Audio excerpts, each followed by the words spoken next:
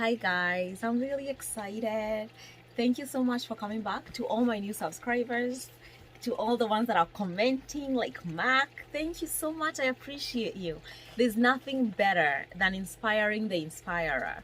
Each time, like literally, each time I read your comments, I get so excited and I'm like, I have to do another video. This is amazing. Thank you. To all the old subscribers, thank you for coming back. I know there's 1,000 things that you could be doing out there, but you somehow chose to be here. I really appreciate that. I'm here to share with you like my stories authentically, with no holding back. Reason being, I believe it's going to inspire you, or if not you, someone else that you know. Because honestly, I believe we go through a couple of things in life so we can learn how to handle them and then help others handle them. So today I actually want to talk about love. Can you tell? Dressed in red and all. I'm very excited to be here today. I have a story to share. I remember being a young girl, going to my grandfather's house, and he would always give me a book and a pen. Literally, it didn't matter if he gave me one last Sunday. If I showed up this Sunday, he would still give me another book and a pen. And each time I would go in, he would hold my hand. He would walk me to his room, help me pick out a book. He had a whole stack of them. I actually believed he was a teacher for some reason, which I have to ask my mother, because I don't think he had a school or anything. But he actually, I believe he really wanted to motivate us as his grandkids to inspire ourselves, to be creative, and not to just rely on what we are being told, but to also download our own things from our own brains and put it on a piece of paper. When my grandfather died, I remember turning to my father, and he started taking me to Sarit Center. There used to be a Savannah's at Sarit Center, and he would buy me a diary.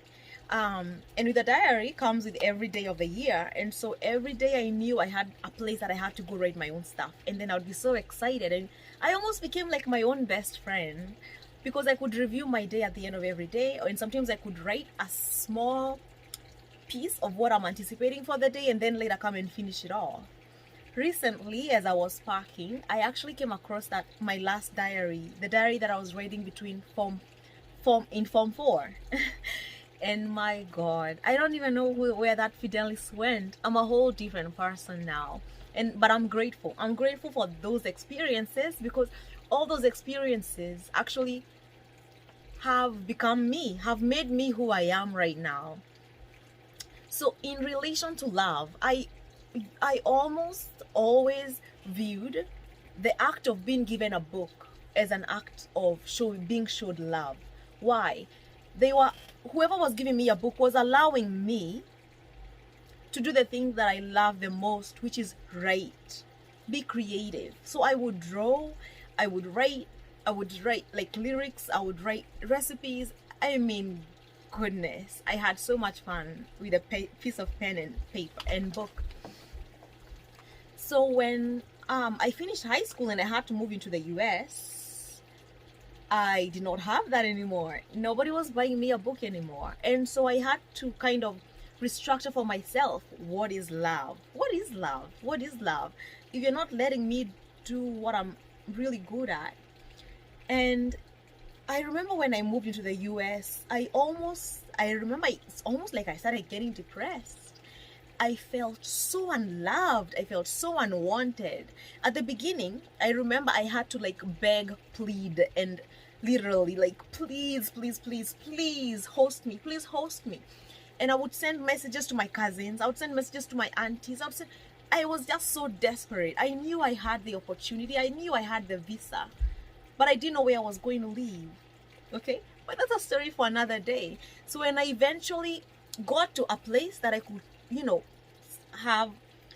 when I eventually got to a place where I could say, okay, at least I have a place to lay my head, it was always that energy of I'm an intruder. Literally, anything could happen and I would always be the one to blame. Like, I remember sleeping on the couch because, oh, you have a cold, I don't want you to get me sick, or, And I said to myself, what have I done? What have I done to deserve this? My dad has given me nothing but love all my life. My mom has given me nothing but love all my life. And to come to be in a position where I'm feeling like I shouldn't be at the place that I'm in was very, very sad. I remember calling my mom and saying, "Mom, I honestly don't want to be here. I don't feel safe. I'm not like I don't feel at home." And my mom said, "Listen, you have to toughen up.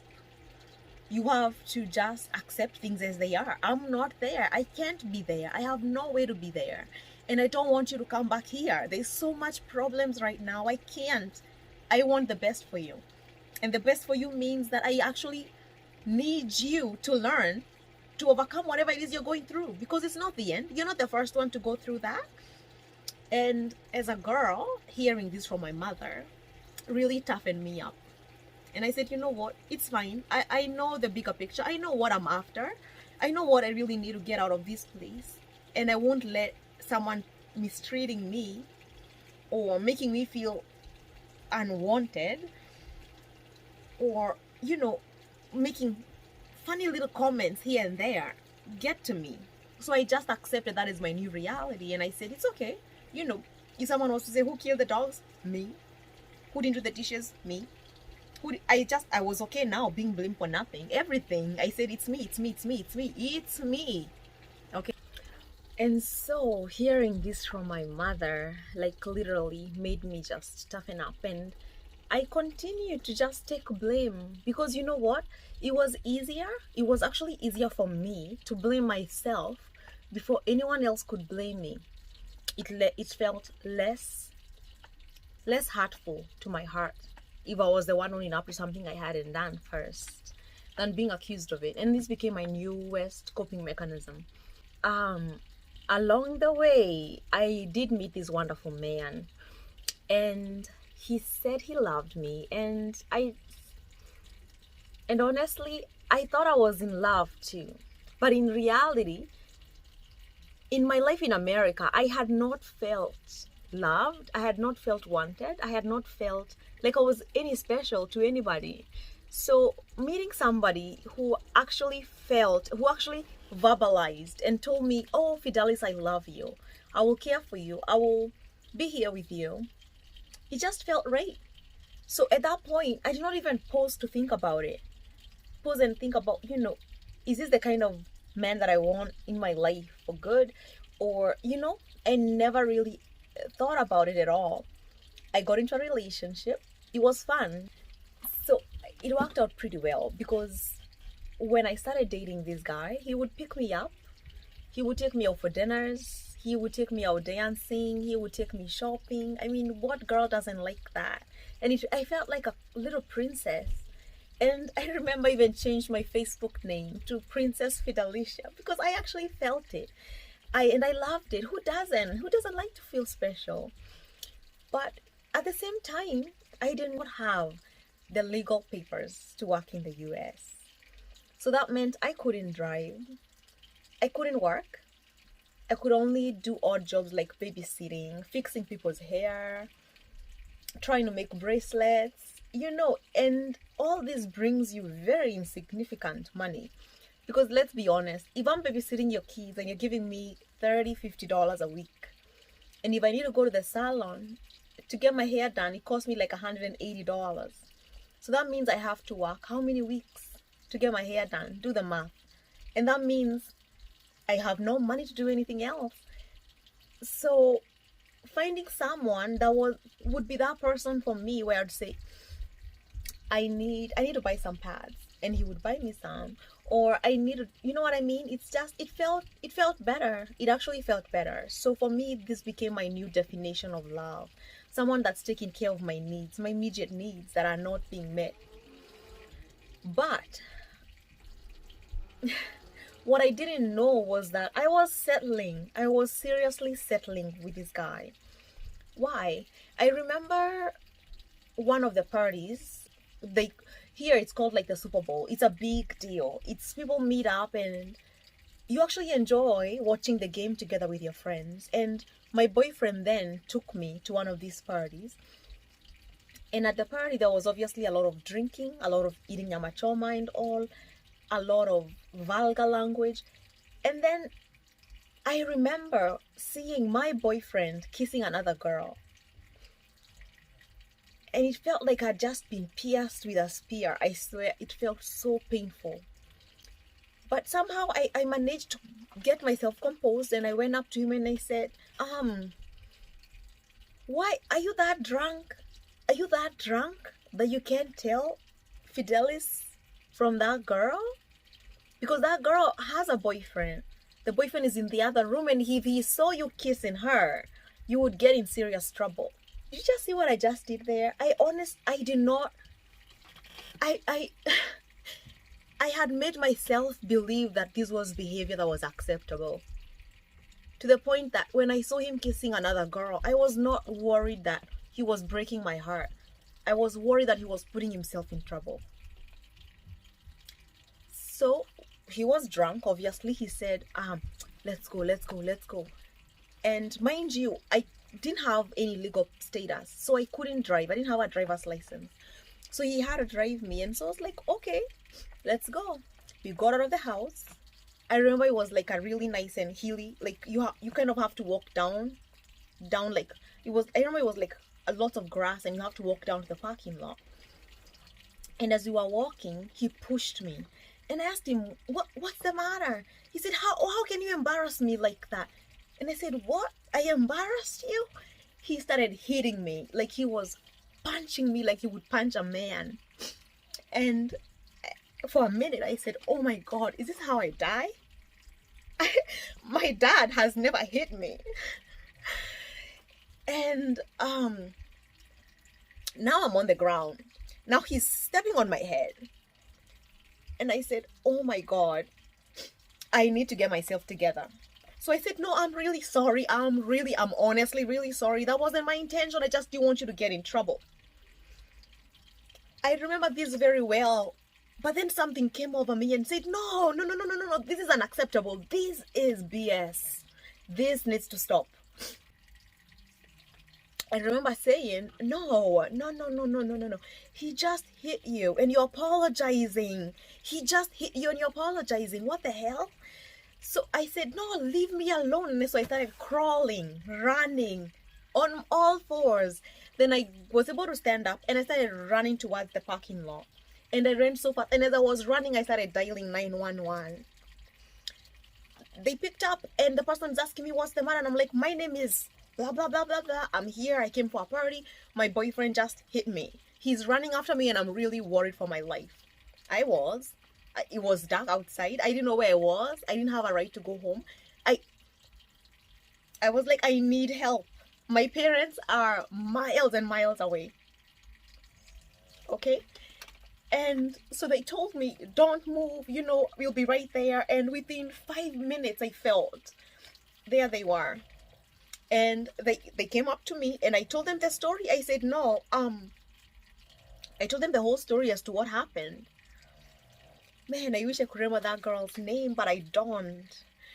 I told them the whole story as to what had happened. And they gave me a ride home. And he spent the night in jail. But as I was going home, I was calling my cousin who was currently hosting me and saying, oh, I just broke up with my boyfriend. He just hit me. And I remember just going off. But why was I doing this? I was doing this so that I could make sure my cousin knows. So that if anything was to make me go back to this man, that I would remember that I told someone else and that I would be more embarrassed about going back to this guy and that I wouldn't.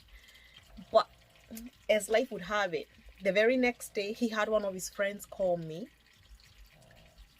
making me feel so insignificant and so wrong and telling me, you just messed up someone's life in America.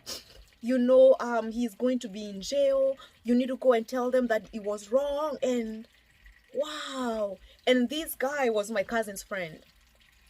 And my cousin was hosting me there. I remembered my mother's words. You can't let them know exactly how you feel, because if you do, they will kick you out, and then what? So the very next day, I asked that friend of my ex to come get me. so we could go to court, so that I could say that it was a lie, and I could write a statement that I was drunk and I don't remember what happened. Mind you, my whole body hurt. It, like, literally, I felt like, I don't know how I can explain it, because I've never felt much pain in my life, I swear.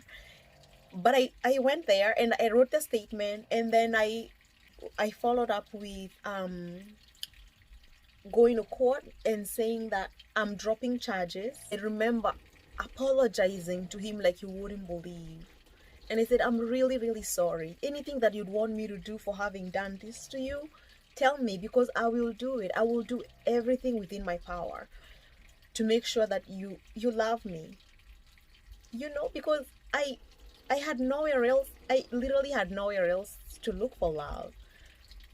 You know, and he accepted my apology. I ended up dating him again. Can you believe that? And only this time, part of me knew that this relationship was over. Part of me completely understood that this was done. I remember thinking to myself, I need to really accept a lot. I have to be very careful with this man, because now I've seen he's very, very violent. And at the same time, we need to have a plan as to how we can get out of this relationship, but a little bit more stable, able to help ourselves, so I'm not going back to where I was or going to the streets, right? And so my relationship with him became more of something I tolerated. So he would do stuff and I would just pretend I didn't know, or pretend I didn't hear it, or pretend I know nothing about it, right? Just to avoid confrontation, because I knew, if compared, he's a man, he's definitely stronger than me. And if I was in a place where I didn't have help, or I didn't have my phone, who knows? Who knows? You know, I've had crazy stories out there. And so I just started tolerating. Once in a while, I'd speak up, but mostly I would just be quiet, and I would say, yeah, one more reason for me to work harder. One more reason for me to work harder to get out of this. When the time came for us to go our different ways, I remember I actually, again, went out to the shop. I bought myself a book, a pen, and I came back home and I did some serious writing. And this was me talking to my God. And I said, God, the last 5 years have been really, really crazy. I've been through shit. I've been through so much shit. Excuse my language. And I know there's a man out there for me. I know there's someone out there that can't wait to meet me. There's a man out there that just can't wait to take care of me and can't wait to be friends with me and can't wait to just be in my life. And God, I am ready to meet this man. You know, lead me. I am ready to meet him. And that was in March. In April, I was just, just trying to readjust to being a single girl. By then, my sister had moved here, so it was really a lot of partnering up with my sister, doing different activities, and I was so happy because I felt like part of me had been reconnected. I decided to ask my God to show me the way. God, I know there's someone out there for me. So what I did is I went and I wrote down all the qualities that I wanted in a man. And then I said, God, I know this man exists for me. I know this man they are looking for me. God, connect us. I really need to meet him. I am ready. Okay. And then that was in March. So in April, life was just, getting used to being a single girl. Sometimes you get depressed. Sometimes you remember how good you are. You're happy. And somewhere along that line, I realized that if I was still doing the same thing and expecting a different result, still going to the same job, still dwelling in the same circle of friends, still attending the same functions, and all these things had my ex's name all over it, because everywhere I went, everyone would ask me, oh, how is he doing? And I'll be like, dude, we broke up. Oh, and I was like, wait, why am I doing this to myself? I need to love myself and not subject myself to this at all. So one day I woke up and I said, I need a new job.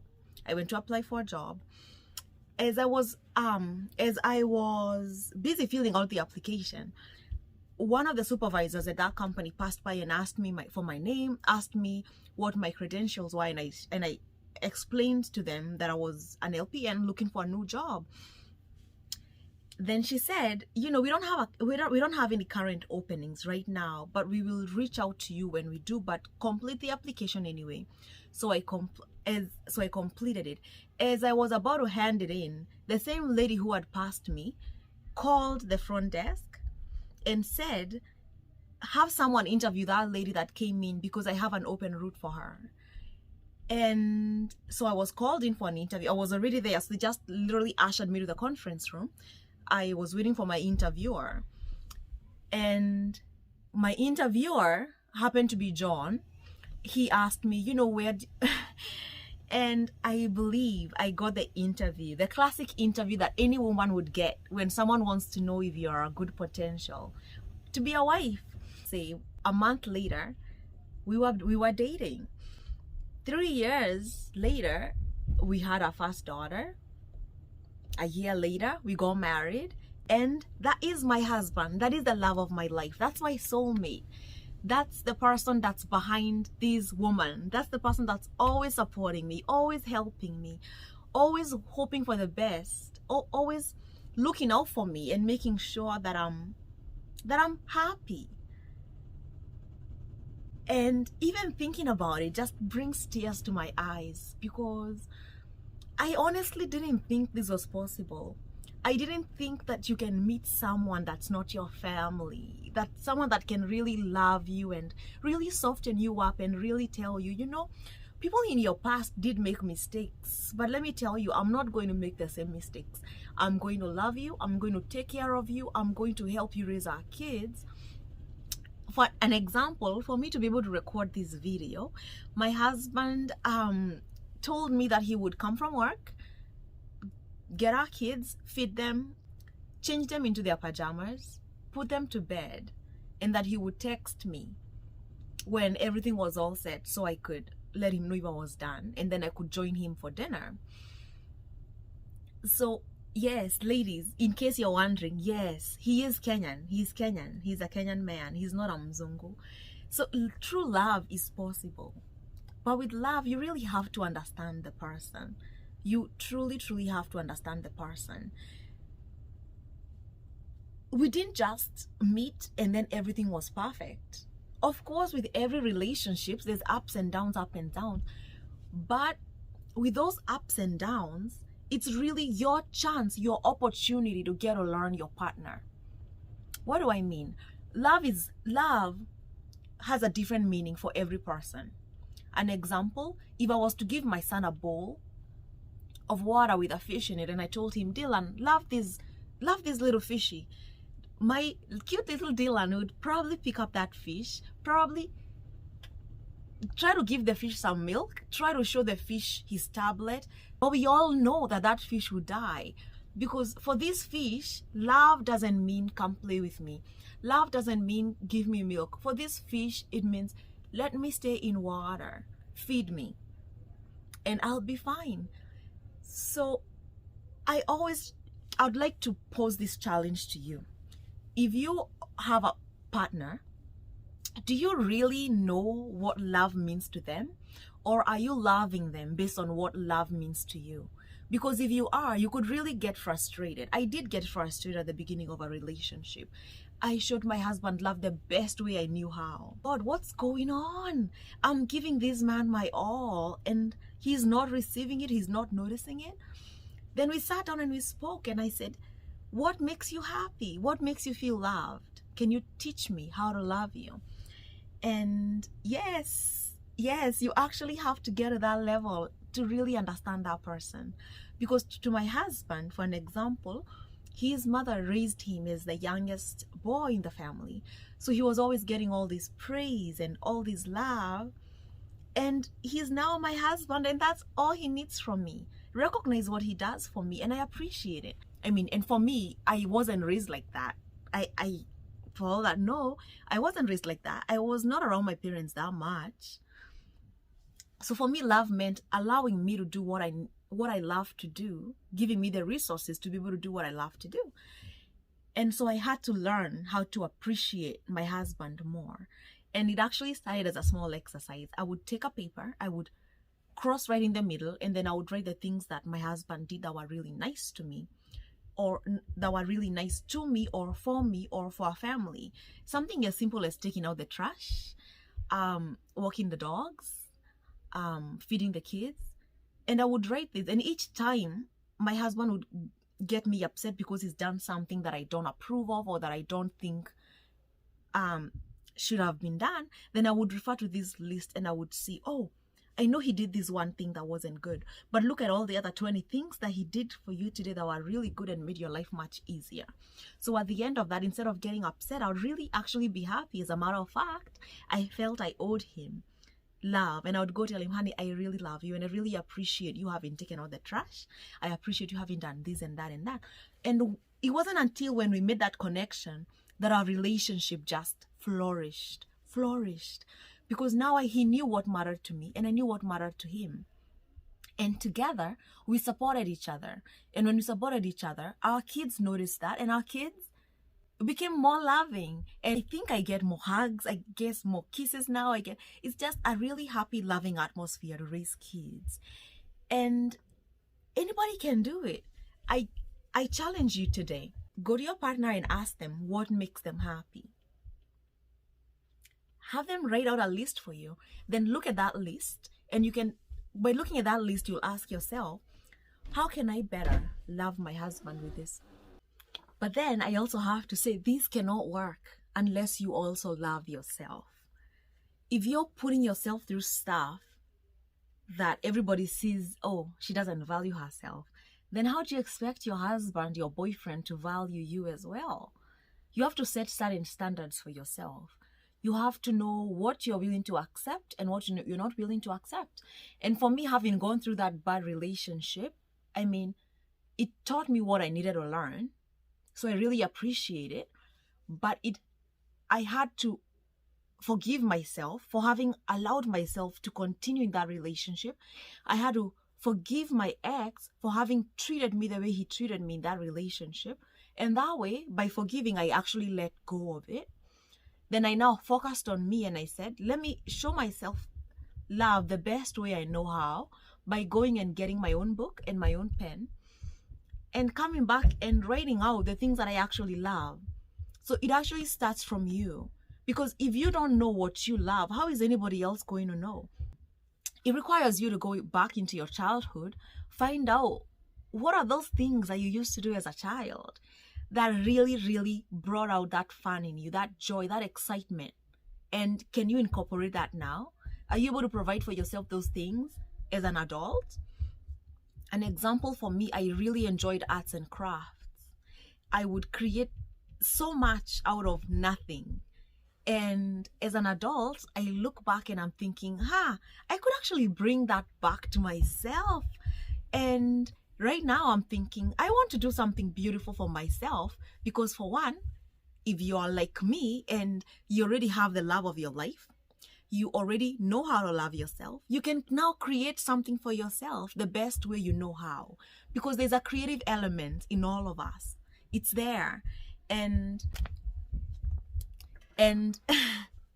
for me this month, I decided I'm getting a crochet and yarn, and I'm going to make myself a cute little bag, and I'll share it on my next video. I'd love for you to also take on that challenge. Find something that you can create just for you, something that didn't exist before, something that is not presented to you by someone else, something that starts from your mind, and see how you can make it. It could be something as little as a strand. It can be a nice necklace, a bracelet, anything. You can do it, but you have to believe in you first. I can't believe in you if you don't believe in yourself. So essentially, it starts from you. Self-love is very important. And it's also very good because actually there's no script. There's no one way to love yourself. There's 1,000 ways to love yourself. So we agreed, if you're single, learn to love yourself first. So start a project, show yourself some love. If you're already partnered up, find out what is really important to you, communicate that with your partner, and then have your partner also communicate that with you, and then see how your love life evolves from there. It's very, very important. Only if you want to become happy,